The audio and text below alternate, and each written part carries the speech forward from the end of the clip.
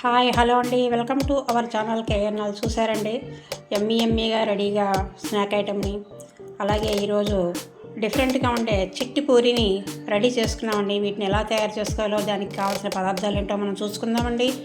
అందుకోసం ముందుగా మనం 2 బంగాళదుంపల్ని, 2 ఆనియన్ని, 2 టమాటాలని, 4 వెల్లుల్లి రేఖలు, 2 క్యారెట్లు, కొద్దిగా పుదీనా తీసుకున్నానండి. పుదీనాని క్యారెట్ని కూడా సెపరేట్గా పేస్ట్ చేసి ఉంచుకున్నాను.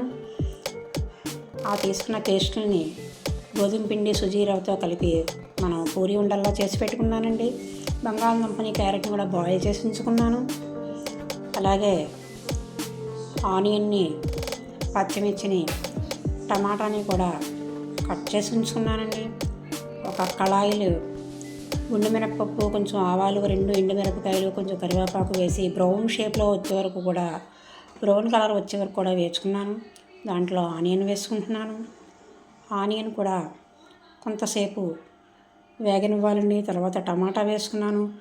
వెల్లుల్లి రేఖలను చెదగొట్టి వేసుకున్నానండి.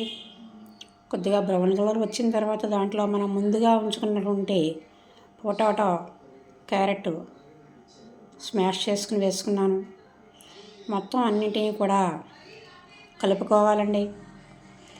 కొద్దిగా కలిపిన తర్వాత దాంట్లో నేను కొంచెం వాటర్ వేసుకుంటున్నాను. వాటర్ వేసుకుని మూత పెట్టి ఉంచుకోవాలండి. చూసారండి, కొద్దిగా ఉడికింది.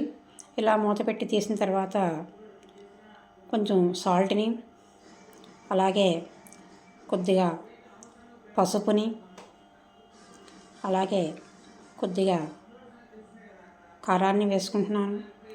ఇదంతా ఉడికిన తర్వాత దాంట్లో నేను లైట్గా శనగపిండి వేసుకుని కూర చేసి పెట్టుకున్నానండి. చూసారండి, పూరీల్ని అన్నీ ఒకే షేప్లో ఉండేలాగా ఒత్తుకుని పక్కన పెట్టుకున్నాను. 4 స్పూన్ల గోధుమ రవ్వకి 1 స్పూను సుజీరవ్వ వేసుకున్నానండి. ఒక గ్లాస్తో కట్ చేశాను. ప్రతి ఒక్కరు కూడా ట్రై చేయండి, బాగుంటాయండి. పిల్లలు చాలా ఇష్టంగా తింటారు. నచ్చినట్టయితే లైక్ చేయండి, షేర్ చేయండి, సబ్స్క్రైబ్ చేయండి. బాయ్.